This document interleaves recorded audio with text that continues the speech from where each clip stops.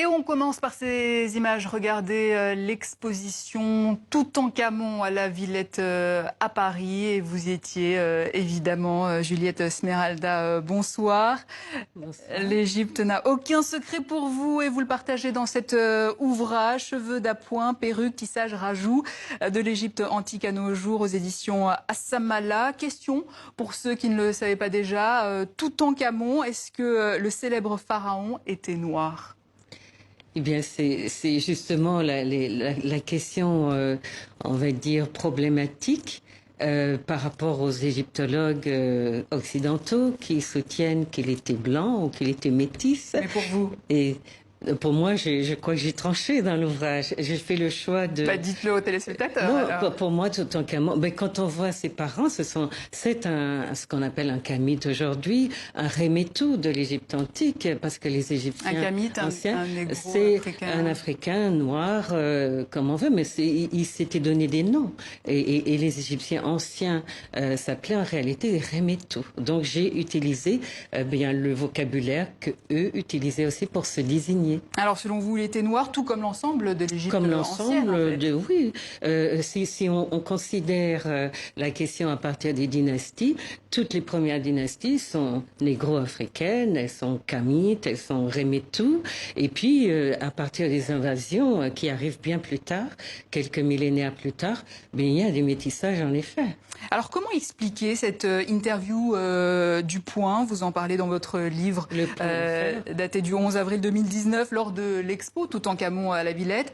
Celle de l'égyptologue française Bénédicte Loyer, Toutankhamon, nouvelle victime du complotisme, point d'interrogation, où elle remet en cause l'africanité noire de l'Égypte antique. Théorie farfelue, complot noir, dit-elle, émise par des africano-centristes.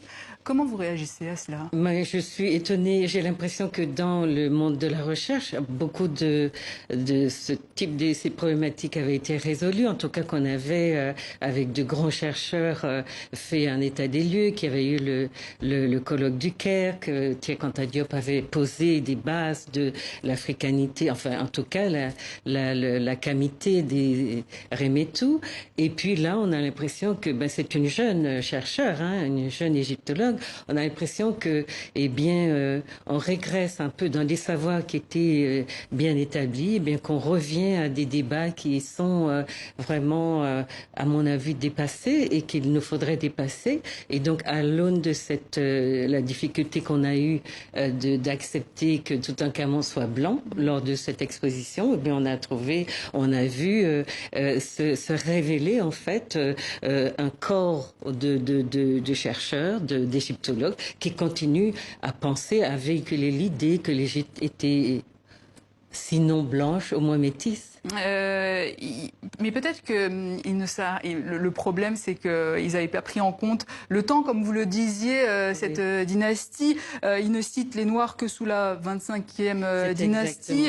C'est peut-être ça l'explication. Mais c'est ça le problème. Mais aussi, les Kamites le croient aussi. Beaucoup de Kamites pensent que l'Égypte, que le noir n'apparaît dans la lignée des pharaons que sous la 25e ou 26e dynastie. Mais oui, l'idée que, ce qui m'a intéressé dans la déconstruction de ces problématiques qui, à mon avis, sont dures et de manière inconsidérée, c'était de reprendre la problématique en hiérarchisant les dynasties et en cherchant les phénotypes qui étaient dominants à chaque dynastie, sous chaque dynastie. Et pour construire ce livre, justement, vous avez pris en compte le témoignage de plusieurs experts en la matière. Comment on fabrique un livre comme celui-ci? C'est une chose compliquée. J'ai dû faire une école d'égyptologie aussi pour bien comprendre d'abord les dynasties, la vision qu'avaient les Égyptiens ou les remetou de leur esthétique, de leur corps, et tout ce que je trouve, bien sûr, en m'inspirant de beaucoup des travaux de Cheikh Anta Diop, mais de beaucoup d'autres chercheurs, y compris des Occidentaux. Et il s'agissait de montrer qu'à travers l'esthétique, qu'on ne pouvait pas avoir créé une esthétique qui prenait en compte la spécificité du cheveu crépus et de la peau noire si on ne le portait pas, on ne les portait pas à soi-même. Donc pour moi, c'est les problématiques qui remettent en cause, entre guillemets, la race des Égyptiens sont des problématiques qui font l'impasse sur des choses qui sont, j'allais dire, basiques, essentielles, et qui crèvent les yeux quand on décide de regarder qui habitait cette partie de l'Égypte, enfin c'est du continent africain. Donc le cheveu aussi est un enjeu politique. Non, mais c'est pour cela que je suis partie de la texture du cheveu, et en parlant de l'esthétique capillaire, je vais donc montrer que les pharaons, et tous les, si vous voulez, les premières dynasties jusqu'à la 18e dynastie, même si à partir de là on voit se dessiner des figures métisses, mais on est essentiellement chez les Noirs, aux cheveux crépus et à la peau noire.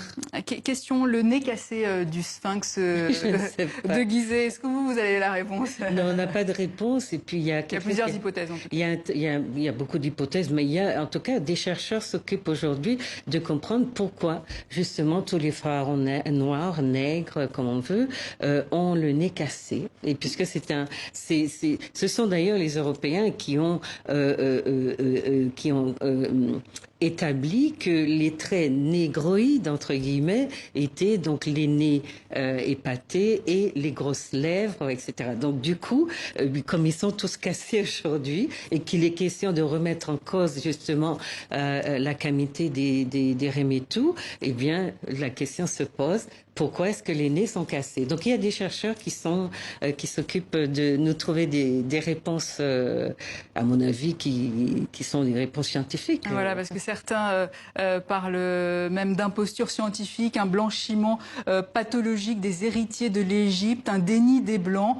Pour Ivan Van Sertima, il s'agit d'un génocide culturel. En gros, l'histoire conventionnelle a ignoré les débats africains et leurs contributions, tout simplement. Mais jusqu'aux mathématiques, jusqu'aux momifications. Mais quand vous prenez les questions qui se posent aujourd'hui sur l'Égypte, sur l'apport des Noirs à la civilisation, on est toujours dans des débats très éculés, un refus assez systématique de reconnaître l'apport des Noirs au monde. Et franchement, quand j'ai fait le choix de partir des premières dynasties en travaillant sur l'esthétique capillaire et puis beaucoup d'autres aspects, hein, le parfum, les coiffures, le rasage du crâne, la coloration des cheveux, le maquillage. On remonte donc aux Remetou, qui sont ceux-là qui apportent, au-delà des mathématiques, etc., qui apportent leur conception de l'esthétique au monde. Et le monde entier s'inspire de cette esthétique et est aujourd'hui une esthétique qui est pratiquée partout où on va. Donc il s'agit de bien casser le mythe du métissage du Remetou, d'accepter qu'il était donc un personnage négroïde, si on veut. Ce sont des mots horribles inventés par les Occidentaux, mais en tout cas, on revient au terme kamite pour dire que donc il est investi d'une vision du monde, d'une spiritualité, d'une esthétique et d'un corps qui médiatise un peu sa présence au monde et sa vision de ce qu'est pour lui un environnement où il n'est pas dans des luttes raciales, dans une remise en cause. Et d'où l'importance du cheveu pour réhabiliter le peuple noir dans l'histoire de son continent. Juliette Esmeralda, merci. Je rappelle votre livre Cheveux d'appoint, perruque, tissage, rajout de l'Égypte antique à nos jours aux éditions Assamala. Voilà, fin de ce journal. Excellente suite de programme à vous tous et à demain pour un nouveau tour de l'actualité.